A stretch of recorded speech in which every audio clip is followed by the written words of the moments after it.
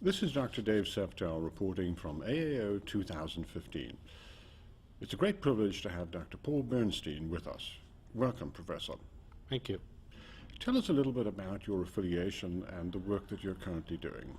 Okay. I'm a professor of ophthalmology and visual sciences at the Moran Eye Center of the University of Utah.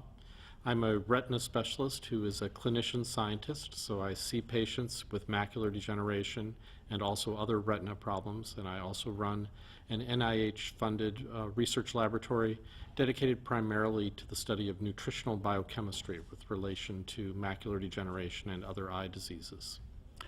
Tell us about the presentation that you made and the committee that you chaired here at AAO 2015.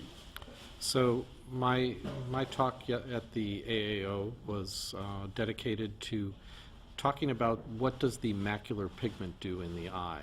So this is a major focus of research in my laboratory, is on how the macula is the macula. It is actually the macula lutea, or the yellow spot, and that's because it concentrates large amounts of a special pigment called the macular pigment, which is made up of lutein and zeaxanthin. These are compounds that we get from our diet that are protective against various eye diseases such as age-related macular degeneration. If we look at the existing perception of macular pigment, and then we look at the emerging or new perspectives, what is the big change that you foresee? So with the macular pigment, we are trying to assess how and why these compounds are specifically concentrated in the eye. So there are many carotenoids in nature that we consume in our diet. There are over 600 in nature. We consume about 60 of them, and only 2 of them, lutein and zeaxanthin, and one other metabolite known as mesozeaxanthin, accumulate in the eye. So my laboratory has been dedicated through the years of understanding the biochemistry of how they get into the eye. But on my clinical side and the more translational side, I've been part of the AREDS 2 study that has been trying to put good randomized prospective clinical trials to give good quality recommendations to retina specialists for what to tell patients and how to protect them against macular degeneration. Why do you think lutein and zeaxanthin have stood out as the carotenoids of key interest?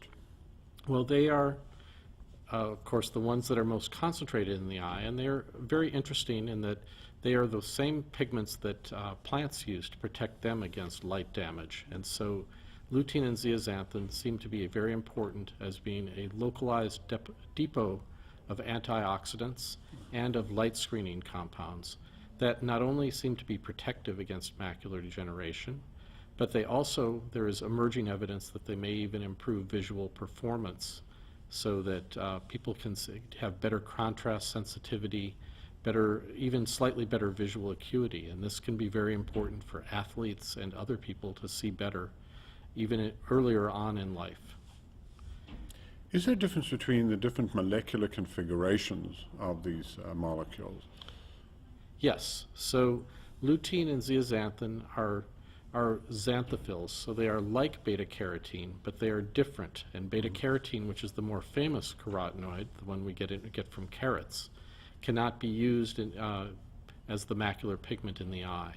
So lutein and zeaxanthin that we get from dark green leafy vegetables and orange and yellow fruits and vegetables is accumulated in the eye. But there are subtle differences between the two.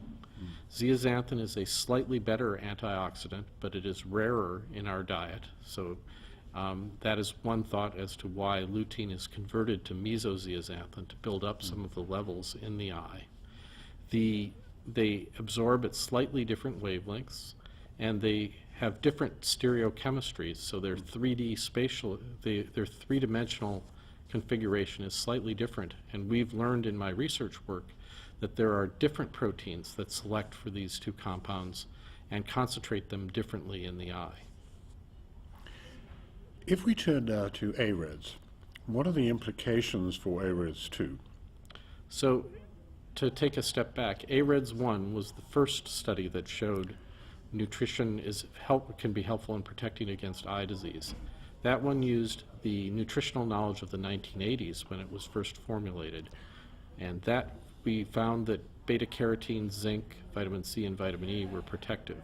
But as we found in chemotherapy, that there can be improvements that could be made. And the newer knowledge in the 1990s and 2000s was that lutein and zeaxanthin are more specifically concentrated in the eye. So we added them in a new generation formula that we tested in the AREDS 2 study, along with omega-3 fatty acids. And although we did not reach the top line of 25% improvement upon AREDS 2, our secondary analyses showed that lutein and zeaxanthin could be an improvement and could be a good replacement for beta-carotene, which does carry some risks because beta-carotene increases the risk of cancer in smokers and past smokers. So lutein and zeaxanthin are definitely safer. They do not have the same cancer risk, and they are specifically concentrated in the eye. So biochemically, they make more sense that they would be a good substitute. So in my practice, I have switched completely to an AREDS 2 type formula and no longer use the AREDS 1 formula. When one looks at formulating a supplement, is there a key quantitation measure that we need to consider? Yes. So we always have to look at what are the normal amounts or the average amounts that a person consumes in their diet, and what are the typical maximum amounts. We, of course, if we're going to give supplements, we generally want to be giving more than someone would just consume in their diet, but we also don't want to give overdoses. So one of the things that we do in my laboratory and in my collaborations is develop new ways of measuring the carotenoid levels non-invasively. So without either using special photographic techniques or even measuring the levels in the skin. And so that allows us to identify people who have unusually low levels and may benefit from supplementation, and also to give feedback to people who are taking supplements when they have reached what we think are adequate levels. And so there are many different ways of measuring, ranging from psychophysics methods where people do color matching, which is a challenge to do. It requires significant training to do right.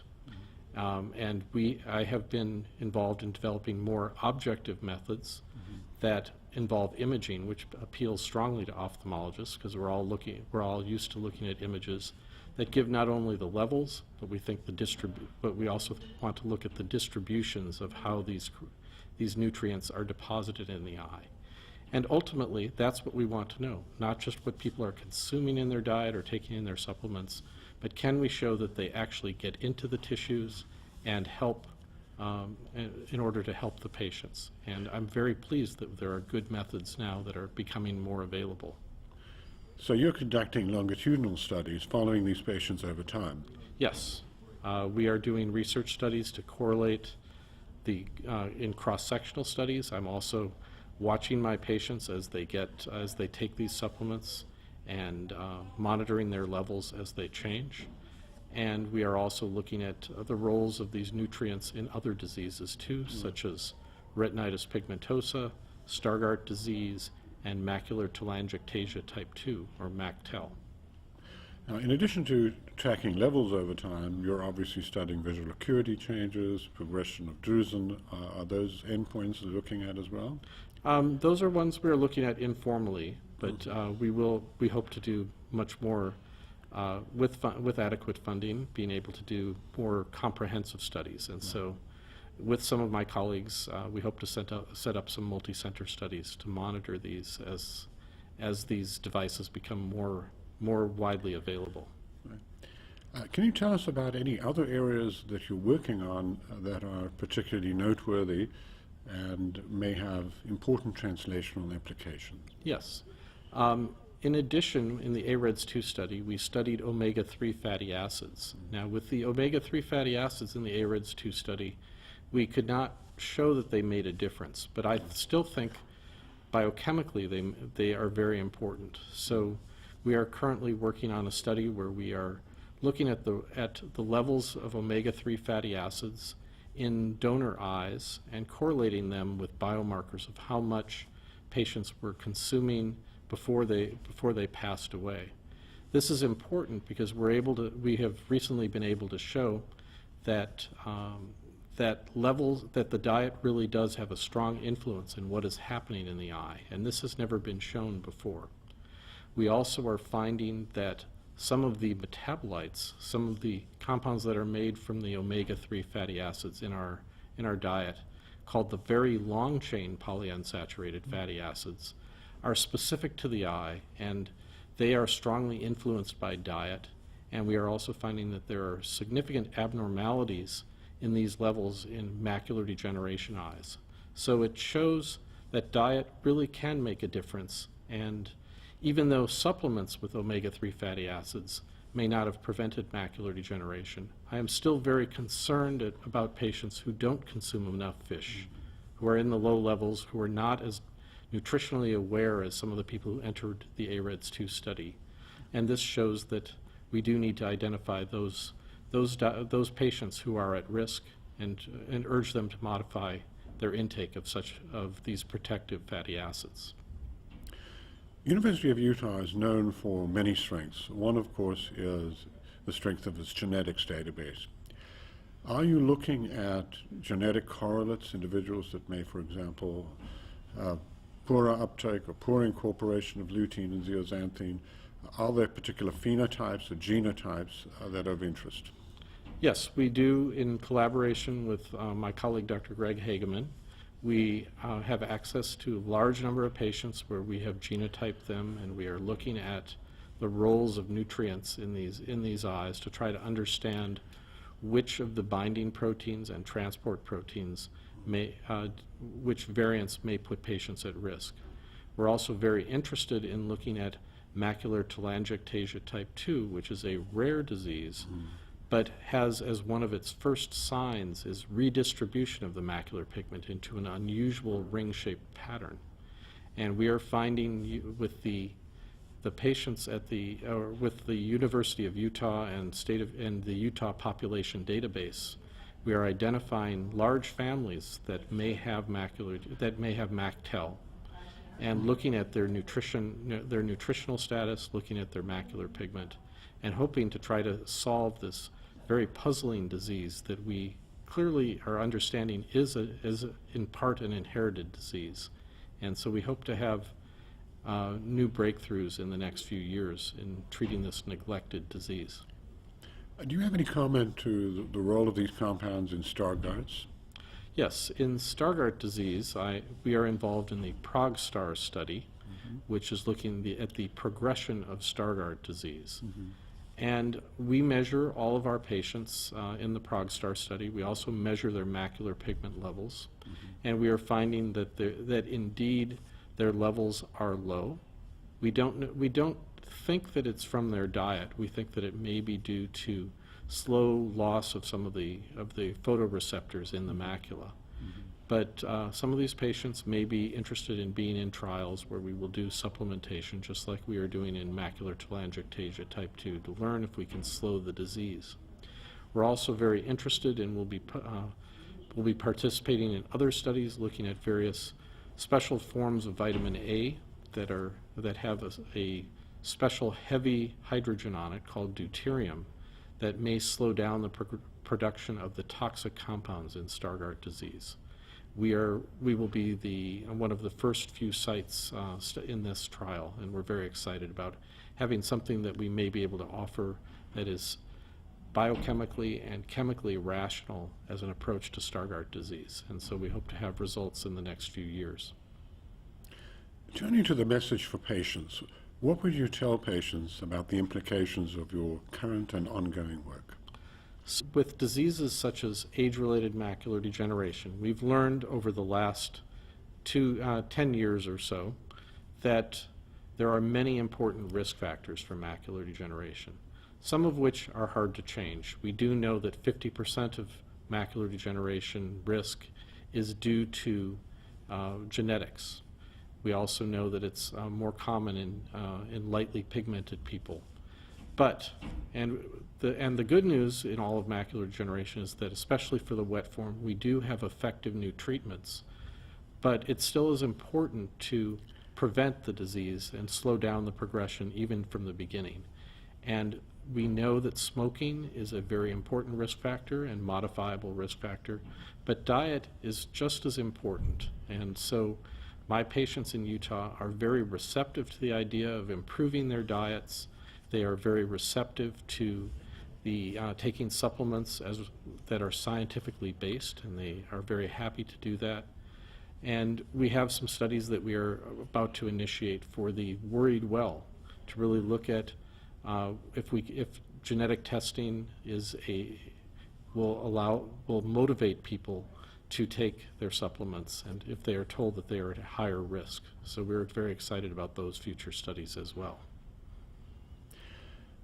Turning to any other areas that you think that might be important going forward? I think that one question that often comes up in my nutrition lectures is, will there ever be an AREDS 3 study? Should we be looking at even the next generation? Mm-hmm. I think there are some important new compounds that are coming down the line. The polyphenols that are found in bilberry, red wine may be very important. Mm-hmm. I think that mesozeaxanthin, the metabolite of lutein in the eye, there's certainly a number of investigators that are interested and companies that are interested in whether that should be part of a supplement formulation. Mm-hmm. And I'm very excited to be a part of good trials to try to learn whether these should be added. So I don't think that the National Eye Institute will have the funding to do such large trials as AREDS 3, but still small, well-done trials may give us more insights to give even better recommendations to our patients. Professor Bernstein, thank you so much for sharing this fascinating information and update with us. Thank you very much for having me here.